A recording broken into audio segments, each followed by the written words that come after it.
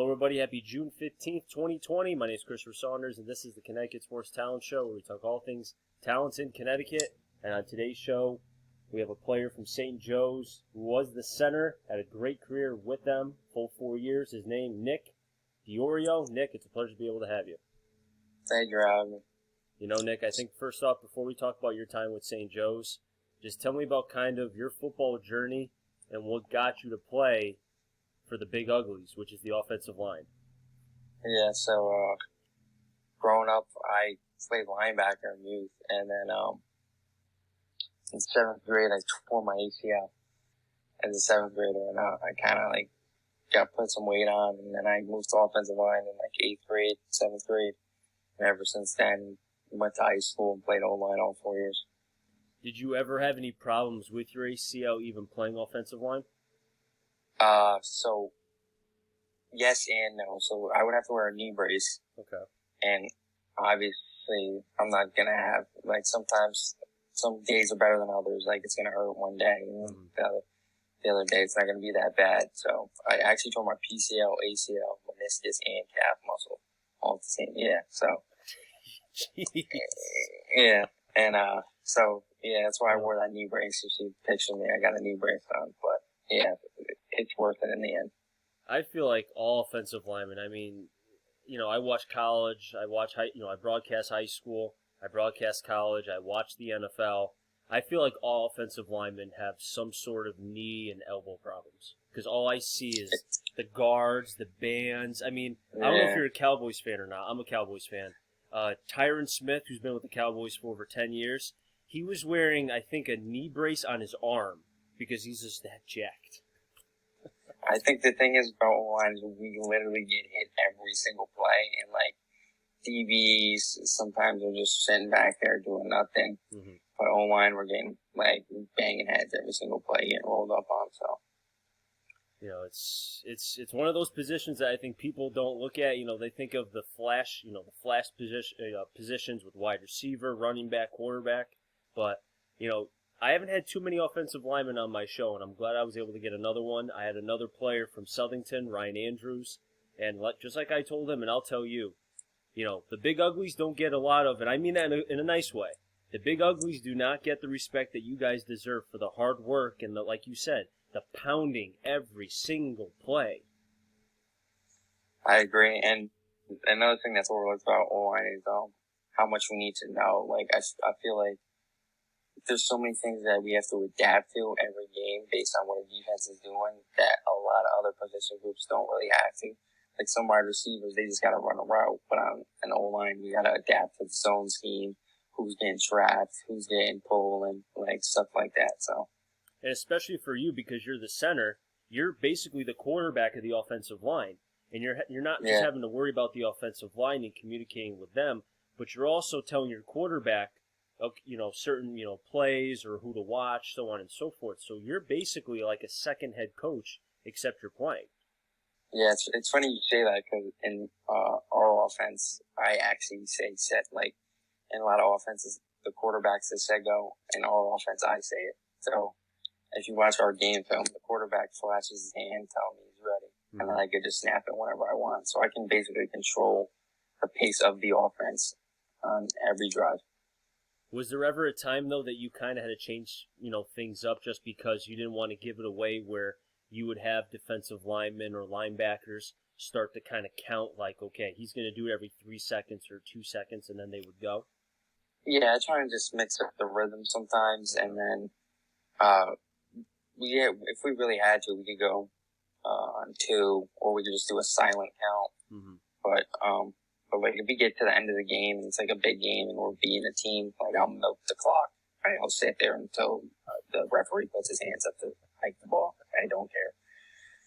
So, Nick, kind of take me into, because you played for a storied program, one of the programs I've really respected amongst not just the winning aspect, but being able to produce a lot of talent for the next level. Kind of reflect for me on the 4 years with St. Joe's. Yeah, so coming in our freshman year, I think we were 7-1, 7-2, 7-1, something like that. And then my sophomore year, we win the state championship versus Ansonia, and I feel like that winning feeling was so addictive that we just wanted to feel that again. So we just kept going and going and going. And we won junior year, senior year, and only lost 2 games our whole career in my senior class. So I feel like we just bred ourselves into winners in the weight room and film and practice all around. Was there anything in particular, because I know obviously you didn't play for another team, so you wouldn't know a different culture compared to St. Joe's, but just tell me kind of what made the St. Joe's culture that special, because like I said before, the sustained winning, the sustained excellence, and the high expectations for you guys, for you young men, was astounding, but you guys lived up to it in every which way. Yeah, I think it's just the tradition we have and the standard. So, like we have so many some I can't even explain. It's just like built into our program. And then I also think a big part of it is the bond with our coaches, our coaching staff. I personally think we have the best coaching staff in the state, and we also have a big backing from our alumni. So like everything just pushes us forward to win. And once we get going, like it's very hard to stop. Do you think having that alumni as well as the coaching kind of allows you guys, because of the alum coming back, and you know the big thing for football is having community and having that respect and being able to reach out, being able to talk to other guys who played for the program years ago to kind of maybe learn from their mistakes so that way you don't make the same at a young age? Yeah, definitely. And like if a class before us lost to a team, they'll tell us like, you gotta go get them this time. But my brother was a senior when I was a sophomore, so he won the first state championship. That's on the 3-peat, and like he'll tell me before games, like if you don't beat these guys, we're gonna have a problem. Not in a bad way, right? When he says like we're gonna have a problem. It could be sometimes. Oh boy, that's not good. Yeah, but we didn't really lose that much, so.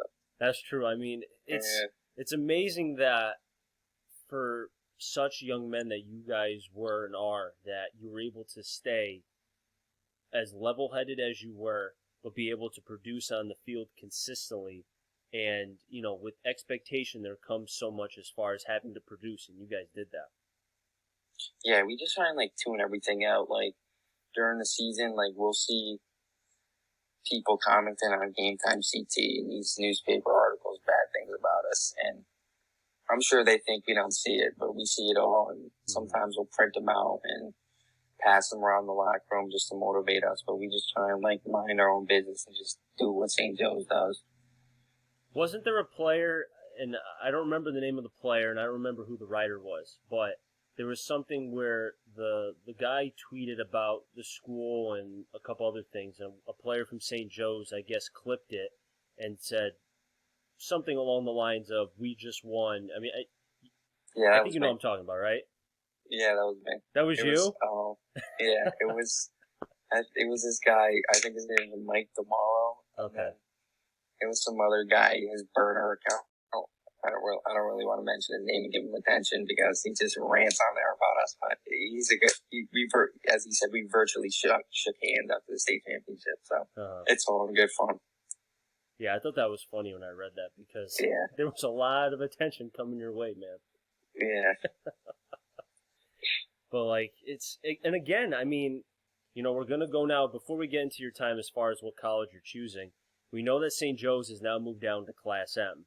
And, again, there's people that have come out and said, you know, a lot of it against, some for, but more against.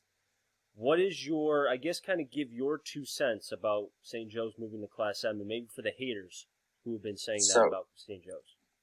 My philosophy on it is that, well, I think that the system, obviously, it's got some flaws in it. I mean, they put in that success modifier just to move us up to Class L last year, but it affected other teams as well. I'm pretty sure it bumped up Killingly from S to M, and then I know it bumped up Berlin with us, and we beat Berlin pretty bad in the state championship, and then they got to move up to L. Like, that's not right. So I really don't think there's a good compromise. So I personally think they should just let it be, but at the end of the day, we're just going to play wherever until the CIAC finds a reasonable compromise. And I don't know what that is, so I'm not going to sit there and criticizing them because it's out of my control. But the boys are just going to play where they're put. And that's all you can do. I mean, you just go out Yeah, and play whoever is against you. And I mean, at the end of the day, too, if there's a rule that's going to be made just for St. Joe's, you can't do that. You have to make it for everybody. yeah, And, exactly. you have to look at the game from a bigger aspect and not just one team, And, I mean, who knows? I mean, eventually there will be a down year for St. Joe's. Now, it could be you guys lose in the state championship. It could be that you guys lose in the semis. You're not going to win it every year. So, I mean, look at the Patriots. They lost to the Tennessee Titans very early in the playoffs. It will happen, Yeah. There's, like, everyone has their downfall. I personally hope ours isn't anytime soon. I don't think it will be anytime soon, but I don't know. The tradition we have, I think we'll keep riding this wave for a little bit, hopefully a longer time. And, and I don't wish that St. Joe's loses anytime soon. I would never wish that upon any program. But just like what we talked about, there will be some years where the expectations will not be met, and it is what it is. That's just because that's high school football. But I got a couple minutes left real quick, Nick, and I appreciate you coming on. Just tell me about kind of why you chose Endicott as far as the college that you wanted to go to in the fall. So basically my recruiting coordinator there, his name's Coach Parsons. Mm-hmm. He was very helpful with me with admissions, and then I got up on a visit there and I loved the school and the coaching staff, and even my shadow was like a good guy, so I was like, yeah, I really want to go here. And it's not that far away either from my house, under 3 hours, so and that gave me an opportunity to play football. So now, will you be a center there or no? Yeah, I believe so. Okay. I play center and guard. I played guard a little bit my junior year because I was set. I played guard my junior year. Our center actually broke his leg in the first drive of the season. I had to switch over to center for a couple of games, and then he actually came back towards the end, and I went back to guard. So yeah, I mean, everything happens for a reason. You basically got your opportunity and you ran with it. Yeah, I'm thankful for it too. But Nick, we've just about run out of time, but I really do appreciate you coming on. You're welcome to come back on anytime you want on the show. Appreciate it. Thank you for having me. That'll wrap things up in the Connecticut Sports Talent Show. So until next time, stay safe, and as always, enjoy the rest of your day, everybody.